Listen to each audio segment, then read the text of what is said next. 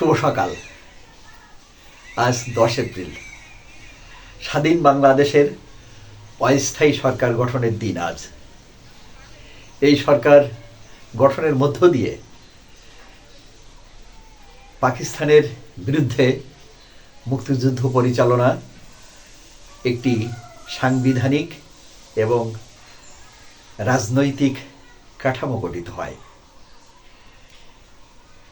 কুষ্টিয়ার মেহেরপুরের বৈদ্যনাথ তলায় পরবর্তী সময়ে এই সরকারের শপথ গ্রহণের মধ্য দিয়ে আনুষ্ঠানিক যাত্রা শুরু হয়। স্বাধীন বাংলাদেশের অস্থায়ী সরকারের রাষ্ট্রপতি হিসাবে শেখ মুজিবুর রহমান এবং উপরাষ্ট্রপতি হিসাবে সৈয়দ নজরুল ইসলাম এবং প্রধানমন্ত্রী হিসাবে তাজউদ্দিন আহমেদের নাম ঘোষিত হয়। এই অস্থায়ী সরকার ঘোষণার সাথে সাথে ওই একই দিন স্বাধীনতার ঘোষণাপত্র প্রোক্লেমেশন অফ ইন্ডিপেন্ডেন্স ঘোষিত হয়, যা 1971 সালে 26শে মার্চ থেকে কার্যকর হয়েছে ঘোষণা করা হয়। এই ঘোষণাপত্রে বাংলাদেশের স্বাধীনতা একটি বৈধতা পায় এবং পাকিস্তানের শাসন সম্পূর্ণরূপে অস্বীকার করা হয়। এই ঘোষণাপত্রের মধ্য দিয়ে মুক্তিযুদ্ধ সংগঠনের একটি বৈধ রাষ্ট্রীয় কার্যক্রম হিসাবে ঘোষণা করা হয়।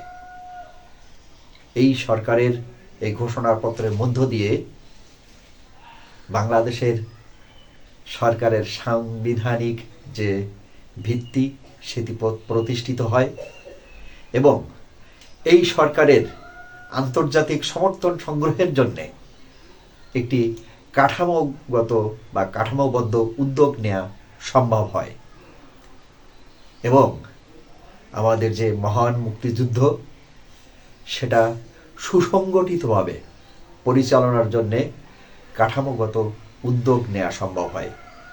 আপনারা জানেন, এই 10 এপ্রিলের অব্যবহিত পরে 17 এপ্রিল, আগেই বলেছি, বৈদ্যনাথ তলায় এই অস্থায়ী সরকারের শপথ গ্রহণ হয়। সেই শপথ গ্রহণের মধ্য দিয়েই স্বাধীন বাংলাদেশের যে আনুষ্ঠানিক পথ চলা সেটা শুরু হয়।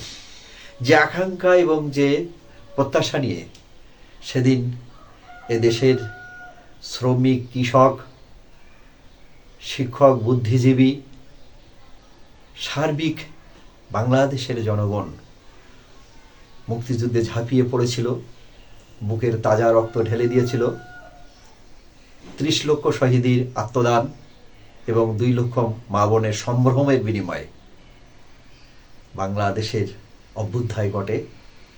সেই স্বাধীনতার মহান চেতনা আজ সম্পূর্ণরূপে বাস্তবায়ন হয়নি। স্বাধীনতার চেতনা সম্পূর্ণরূপে বাস্তবায়নের উদ্যোগ না থাকার কারণে বারবার যে সরকার রাষ্ট্র পরিচালনা করছেন তাদের বিরুদ্ধে আন্দোলন সংগঠিত হয়েছে, জন অভ্যুত্থান গঠিত হয়েছে। 90 এবং 24 তারই অংশ। 24-এর গণ অভ্যুত্থান কোন অবস্থাতেই 71-এর মুক্তিযুদ্ধের রিপ্লেস হতে পারে না। ইউনূস সরকার রিসেট বাটন প্রেসের মধ্য দিয়ে সেই হীন ও তৎপরতা শুরু করেছিলেন, যার রেশ এখনো পর্যন্ত বিদ্যমান। আমরা বিশ্বাস করতে চাই মুক্তিযুদ্ধ সম্পূর্ণরূপে একটি বাংলাদেশের জাতি গঠন, বাংলাদেশের জন্মের একটি অন্যতম রাষ্ট্রীয় কার্যক্রম। এটাকে কোনো অবস্থাতেই ছোট করা যাবে না, এটাকে ম্লান করা যাবে না, এটাকে প্রতিস্থাপন করা যাবে না। মুক্তিযুদ্ধের তথা স্বাধীনতার সেই মহান চেতনা বাস্তবায়নের লড়াই চলতেই থাকবে। আপনাদের সবাইকে 10 এপ্রিল আজকের দিনে সম্ভাষণ জানাই এবং মুক্তিযুদ্ধের সকল শহীদদের প্রতি রেড স্যালুট জানিয়ে আজকের এই আলাপচারিতা এখানে শেষ করছি। ভালো থাকবেন সবাই। শুভ দ্বীপ্রহার।